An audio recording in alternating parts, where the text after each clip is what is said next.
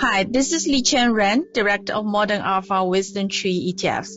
Welcome to China of Tomorrow podcast series, where we navigate China, India, Japan, and the broader emerging markets with members of Wisdom Tree and other industry leaders. Hi, this is Li Chen. Today is January 22nd, 2025. In a couple of days, there will be Chinese New Year, January 29th this year, next Wednesday. China will be literally shut down for 10 days because the way the holiday schedule works in China. And obviously the last 2 weeks, the biggest news for China and the US is President Trump's inauguration and his many potential policies. I think we've talked a little bit about the tariffs coming and the US policies toward China. And obviously, there's also the episode of TikTok, which actually, for people who don't know, the US TikTok operation, the TikTok overall, I think, is 40% of the capital is US capital. So if it's 50-50 ownership in capital only, I think it's pretty easy to satisfy. As President Trump kind of mentioned, a 50% deal. But I think the U.S. law is much more broad. It requires, quite a large divestment, not just in capital, but in control as well. So all these three issues, I think, are related for both the tariff policy, the TikTok, and then China's response. So here is one thing which I have to be very honest. I think right now a lot of people are positive in terms of US and China reaching a deal. I did a quick Twitter poll, which is small sample, but the response usually I'm not surprised of many of the poll results that I do, but this poll definitely is not my original expectation. It seems like 70% of people was saying that there will be a US-China deal to keep TikTok continue operation. My assessment on the deal between US and China deal, I think it's lower than average, and this is probably an area that's not haven't really studied up and the research. It requires significant knowledge, local knowledge, to understand, what China is seriously thinking about a deal with the US and what the US side is thinking. I think the China side is trying to develop technology and also buying some time, I think, because the economic situation in China is still in the very, kind of a low growth environment. For the U.S., now what does President Trump want, right? I think if you actually look at his track record and what he generally wants to do, he wants a balanced trade for U.S. He wants to bring manufacturing to the U.S. He doesn't necessarily want a strong dollar, because a strong dollar actually acts against US in getting the manufacturing, because it's very expensive to do manufacturing in the US. So that also relates to our dynamic hedged strategies, that we don't take a particular macro view on dollar, but we have these bottom-up factors for currency hedge ratio for our international and the emerging market strategies. So I think from the US side, that seemed, a deal, potentially a deal is much more on trade, not necessarily on TikTok. Now, if on trade, President Trump didn't want something, then they don't, if he didn't get what he wanted, then TikTok will be, I think, just a collateral damage. But it's very hard for me to think that President Trump is going to do a deal just to keep the TikTok operating. So I think I acknowledge I'm not as optimistic as people are thinking about the deal. I think everybody says President Trump loves a deal. I'm sure, as a business person, he also loves a deal, but generally, business person also doesn't go into deals that if he feels he's not getting what he wanted. And I think from China's side right now, what it really wants is technology and Taiwan. And on these both issues, is US willing to give an inch on these two issues? And if it's not, then it's very hard for China to say a deal is good.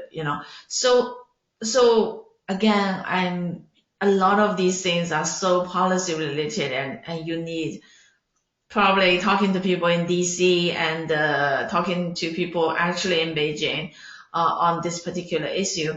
So I felt that I'm not as tapped into these things. But if you ask my assessment, just based on this public information available, I think people are overestimating a little bit on the probability of a deal coming into place, and people are also overestimated a little bit on President Trump not following through on his 60% tariff. I think he loves tariffs, and he's going to use the tariff tool substantial, like quite significant to the point of breaking point, I think. So that's how on that issue. In terms of on other China stimulus issue in general during Chinese New Year, as we mentioned, things are generally positive, and actually just news just crossed the wire that there will be another press conference coming out of China's top regulators, and it's usually the Minister of Finance and the securities regulator, which is similar to SEC, except in China, it's much more powerful than a typical SEC in the US. So I think generally there will be slightly positive spins in policy headlines, but obviously the consumption is still kind of chugging along. China released 2024 GDP. It's kind of funny. It set the goal as 5%, and actually the final result is 5%. I think most people are skeptical the 5% number, but probably some number which is positive. Whether it's 3% or 4%, I think it's hard to assess, but probably not 5%. But again, it's also not. It's also likely not negative either. I think some people are very negative on China, was saying that China growth is negative. I think if you look at some of the other energy usage, number of trips traveled, those high frequency, much more kind of real numbers to track, you can see that China's economy is still kind of chugging along. Travel continue to be a very big part of a particular of young Chinese who may not necessarily be spending significant money on housing or on other consumptions, but I think the consumption is still chugging along at about 2%, and that number is much more reliable than a lot of other investment numbers.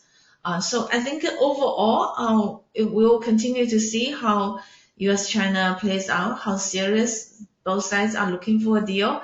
On the other hand, I think in the first couple of months, President Trump is likely to much more focus on domestic policies than just China.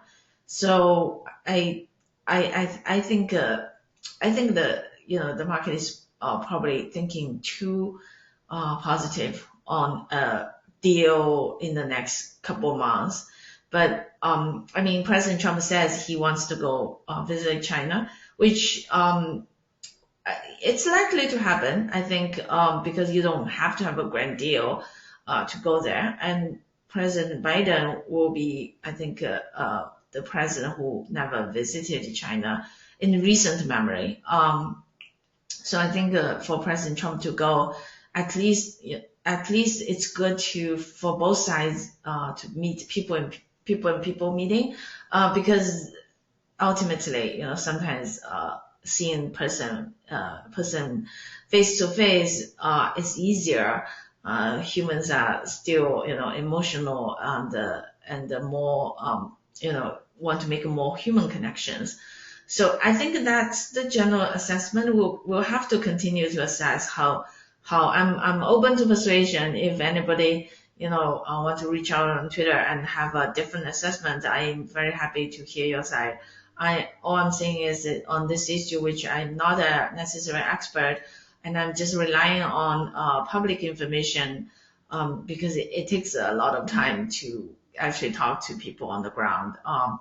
And because these a lot of U.S. policies are also become murkier. I think for people who look at the Chinese policies, we used to murky policy making, but I think it might be waking up to a lot of American economists who are looking at the U.S. I think before U.S., you mostly look at Congress, what they're going to enact, and you look at what the Fed does. But now President Trump can wield significant policy power than other presidents.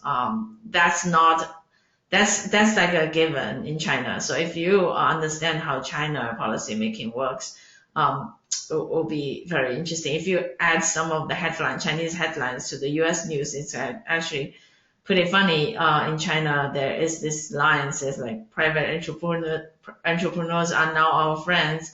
And if you look at the people who are attending, President Trump's inauguration, it's really who's in private.